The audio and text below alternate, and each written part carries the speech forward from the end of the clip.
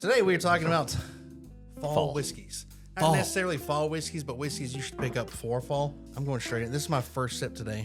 This is my first sip. This is my first sip in a few days. Pulled this down and I was like, oh, thank God. I have not had this in a hot minute. Yeah, it's just, this is really good. This is Buzzard's Roost. This is their cigar rye. This is not your typical cigar blend. They took a barrel, they charred like what Kentucky tobacco leaves or something. They charred those inside the barrel or whatever, and then they finished this in it. Yeah, so I mean, it should help to read the bottle. It helps read the bottle. This the whiskey in this barrel has rested in brand new, lightly charred oak barrels that have been toasted and then very lightly smoked with Kentucky aged cigar tobacco.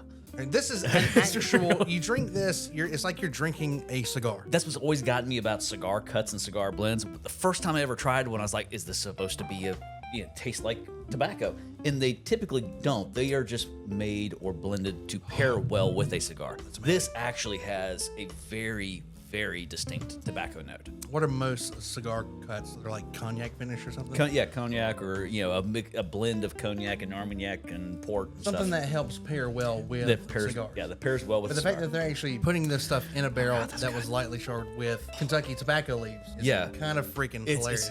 It's phenomenal because one of our favorite things are the tobacco notes that we pick up in a few different barrel proofs. My favorite note. Their distribution is not crazy good, but if you find them, pick it up. It's a fantastic whiskey. And talking about tobacco notes, this is not a tobacco finished, but one of the things we love about Elijah Craig barrel proofs are there's a lot of them, especially like the C921 had a very, very distinct tobacco note. And this time of year, starting to cool off. You like to sit out on the deck with maybe the fire table going or out of the... You're going to be at a fire pit. Is you get that cool, crisp evenings, and you want something that's got a little higher proof. That's kind of the point. Like, it starts to get cold. You want something to help warm you up. Yeah, exactly. Yeah. I mean, you're sitting out there. It's cold. You need a jacket on. It's good cigar smoking weather. This is great with a cigar. Wow. Good stuff. Bourbon burp. Yeah, but you're it's getting away from the 80 proof that you drink all summer long with a cube of ice. Now you're going to sit down with your snoot or a glass, doesn't matter really, or a TQ glass, and you're gonna have something that's higher proof without ice in it. Well, you have ice in it, it's whatever you want to do, drink it how you like it. But the point is, it's a higher proof, so it's gonna help keep you warm on those cooler fall nights. Old Forester 1920. This is a 115 proof. This has been in a lot of our lists, and for good reason, because it is ridiculously, and for no good reason, delicious. But you know what? We have slept on this a lot recently. I mean, this hit a lot of our lists for a long time, and then you get off onto all the tangents because there's so much good stuff out there, and sometimes you forget how good 1920. And look back, like we were standing there, and I looked back, and I was like, 1920's got to be on the list. It has to be on the list. It has to be. Because it also meets the criteria of it being a higher proof whiskey. It's massively available. You can go to pretty much every store in existence and buy this bottle. No, I mean, this is one of the best values out there because you can pick this up for $50-$60 and it's available everywhere, 115 proof, and it is just damn delicious. Damn delicious. Also this time of year, this is when I get back into toasted finishes. Toasted. That marshmallow, that toasted marshmallow note, it's like you're out at the campfire kind of deal, and toasting a marshmallow. That's the notes I pick up on on a lot of toasted, especially newly toasted. Now you can go further in, so you can not. You don't have to necessarily get motherfucking tick. Is he drunk? One can only assume.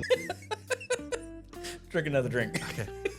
Anyway, while you're doing that, my nose is itching like freaking crazy. My mustache like will tickle out. Yeah, I got a mustache that keeps. Yeah, because I got noses. I got hair noses, and then my mustache hair will like sword fight with my nose hair, and I'm like, God dang it. Yeah, I'm coming up on needing my haircut in the trim. I hate the trim thing. You know what I do? As I take my my buzzer and I put the nose thing on it, the nose attachment, and I take my vacuum cleaner and go, because I don't want to suck any hairs, so I just look like a fucking ass in the bathroom mirror. Whoa! I got the vacuum nozzle right here. I'm just making sure it's pulling out all those hairs.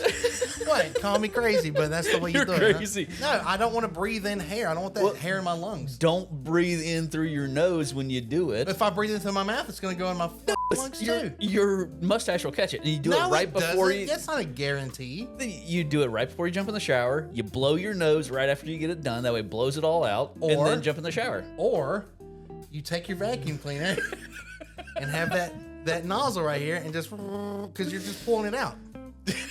But it feels like we're wasting a lot of time. No, I know. I'm just excited, man. Why wouldn't you? That's the most logical thing. Because I'm afraid I'm going to suck my nose in the damn vacuum. Oh my God, what are you vacuuming with? Shop vac. No, just get your stupid Dyson and have the nozzle thing and just go for it. How big is that freaking Dyson thing? I'm going to hold that thing like this? Because it's like that long when you do it. So I got to hold my hand down like this. And no. You pull the arm off of it and you just put the simple attachment on. It's still that long. Whose fault is it for buying a big ass vacuum? I got a big ass house. All right, back to Nulu. So you can also go away from Nulu toasted and get like the Penelope toasted. Penelope toasted is just as good. This is more heavy on the toasted, which we really like. It's not like that Penelope toasted's weak.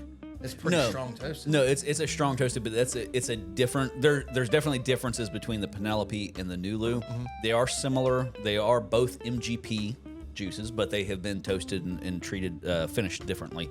So there are differences, but they are similar in that vein. Yeah. Bourbon burp. Actually, this is a rye burp.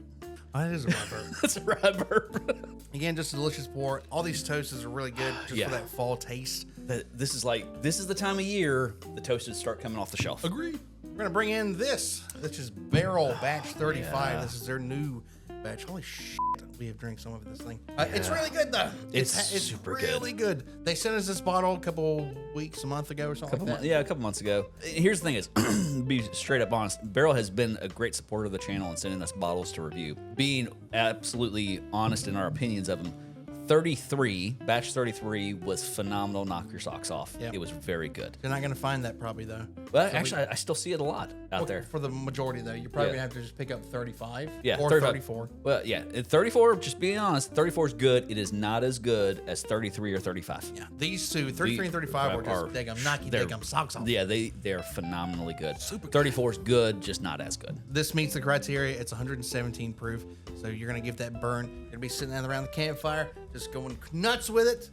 This makes the list. It's got to make the list. Hey, let us know in the comments what you guys think are the best whiskeys for fall. What are some of the whiskeys that you guys are going to be drinking if you partake in a bonfire or whatnot? Let us know. What warms you up on that crisp night? A blanket.